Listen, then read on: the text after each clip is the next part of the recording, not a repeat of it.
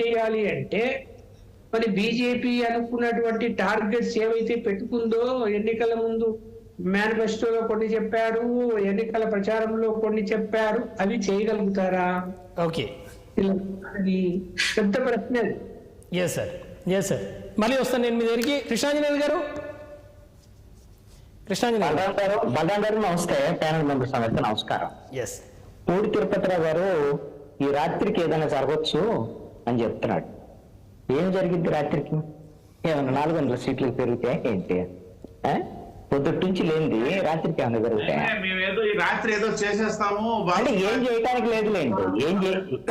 ఏం చేయటానికి ఏదైనా ఉంటే ఇప్పటికే చేసేవాళ్ళు. కానీ నేననేది వెలువడాల్సి ఉన్నాయి. ఆ సందర్భంగా నేను మాట్లాడాను. మీకు ఆ విధంగా అర్థమైతే ఆ విధంగానే. కానీ నేను కాదంటం లేదండి తిరుపతిరావు గారు, స్పోర్టివ్ గా తీసుకోండి. ఎందుకు ఆవేశపడతారు? 2 సార్లు అధికారంలోకి వచ్చారు, మిమ్మల్ని నమ్మి 2 సార్లు అధికారం ఇచ్చారు. 3ఓసారి కూడా క్యాలీఫ్లవర్ పూలు జనంలో పెట్టాలని, చెవుల్లో పెట్టాలని చూశారు, వల్ల కాలేదు. వెయిట్ చేయండి కొద్దిసేపు. ఎందుకు తొందరపడతారు అంత తొందరగా? ఇక్కడ ఏమన్నా ప్రతిపక్షం గెలిచిందా?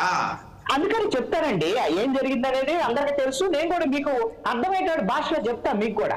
ఎందుకంటే మీరు ఇప్పుడే అదండి మీరు ఇప్పుడు ఏమంటున్నారు? మాకు 2014 ఎన్డీఏ వచ్చిందండి, 2019లో ఎన్డీఏ వచ్చిందండి, ఇప్పుడు ఎన్డీఏ పక్షాలు ఎవరండి? ఎన్డీఏ కన్వీనర్ ఎవరండి? ఎవడన్నా అసలు వాళ్ళు ఎవరన్నా తెలుసా? ఎవరన్నా చూపించారా? ఎవరన్నా మాట్లాడించారా? ఎవరన్నా మీ పక్కన కూర్చోపించుకున్నారా? అసలు అలాంటిది ఉందా?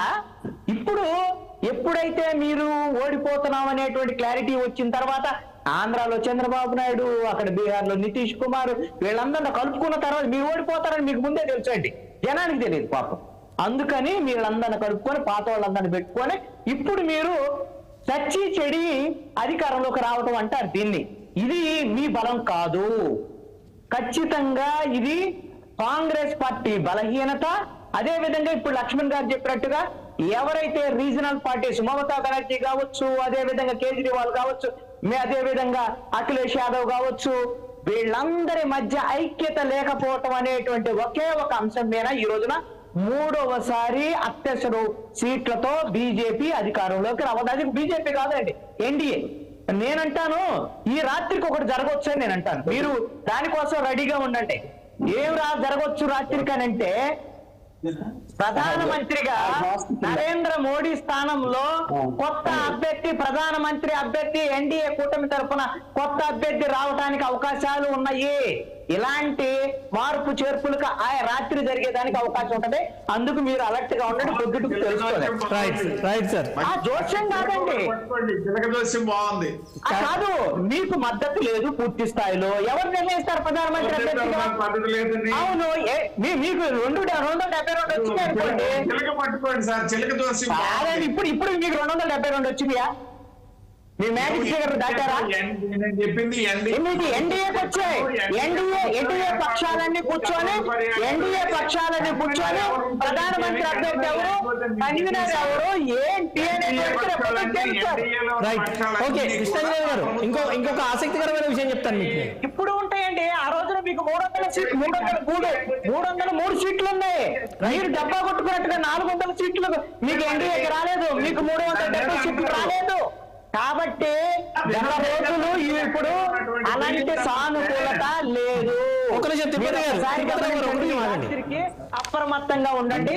మీ ఎన్డీఏ కూటమికి సంబంధించినటువంటి ప్రధానమంత్రి అభ్యర్థి మారినా మారవచ్చు, ఎవరైనా కావచ్చు. అందుకని కాదుకూడదని చెప్పడానికి లేదు కదా.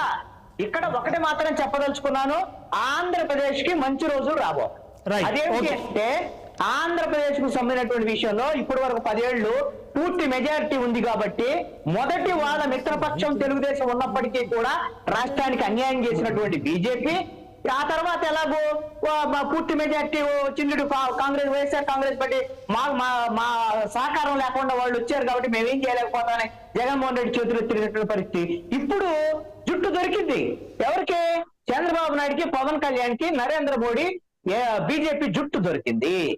ఇది ఆంధ్రప్రదేశ్ ప్రజలకు సంబంధించినటువంటి, ఆంధ్రప్రదేశ్ రాష్ట్రానికి హక్కుగా రావాల్సినటువంటి వాటి మొత్తాన్ని కూడా సాధించడానికి ఆంధ్రప్రదేశ్ లో ఉండేటువంటి మిత్రపక్షంగా ఉండేటువంటి తెలుగుదేశము, జనసేన మద్దతు లేకుండా బీజేపీ ప్రభుత్వాన్ని ఏర్పాటు చేసేదానికి అవకాశం లేదు.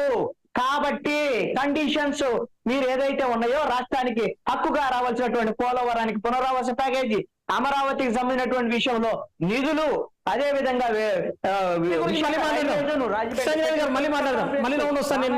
పోర్టు, ఇవన్నిటి కూడా సాధించడానికి ఒక ప్రజలు చంద్రబాబు నాయుడికి పవన్ కళ్యాణ్ ఈ రోజున నరేంద్ర మోడీ మామూలుగా అయితే మాట ఏంటండి,